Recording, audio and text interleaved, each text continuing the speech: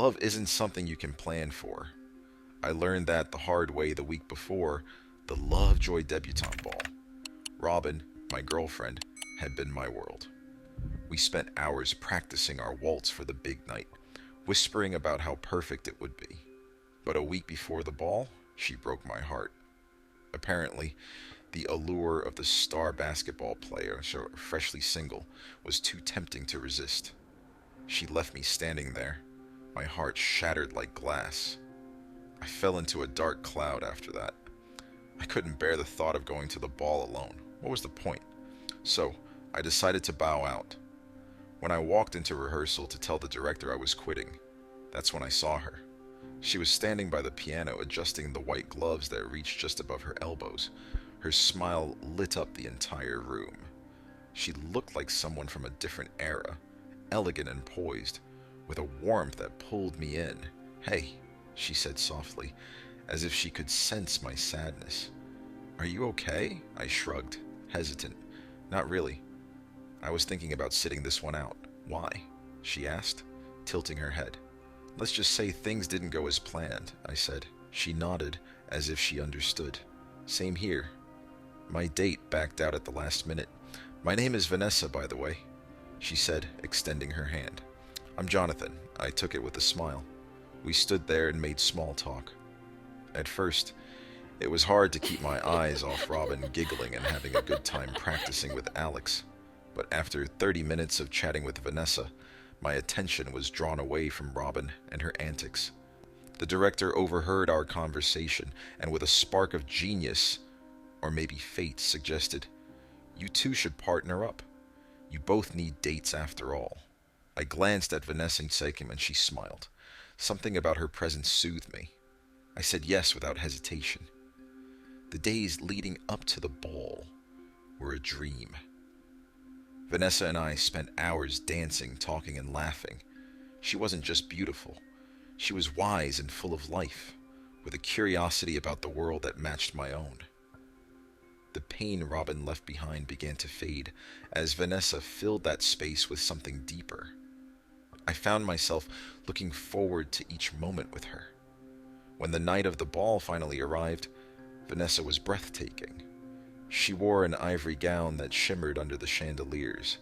As I escorted her into the ballroom, heads turned, including Robin's. For once, I didn't care what she thought.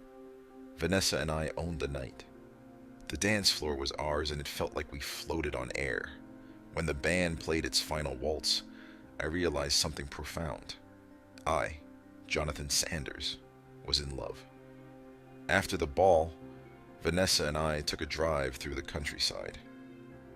We parked under a canopy of stars and talked until dawn. I was captivated by every word she spoke, by the way her eyes reflected the moonlight. When I dropped her off at home, she gave me the sweetest kiss. It was like something out of a dream, but that dream unraveled the very next day. I went to her house, only to be met by an elderly man who looked at me confused. "No one by that name lives here," he said. I blinked, trying to make sense of it. "But I dropped her off here last night. Her name is Vanessa. She wore a white gown and—" I stammered. "Son, I think you've got the wrong house," he said. I apologized and left, my mind spinning. Over the next few weeks, I searched for her everywhere. I asked around town, but no one had heard of her. It was as if she'd vanished into thin air.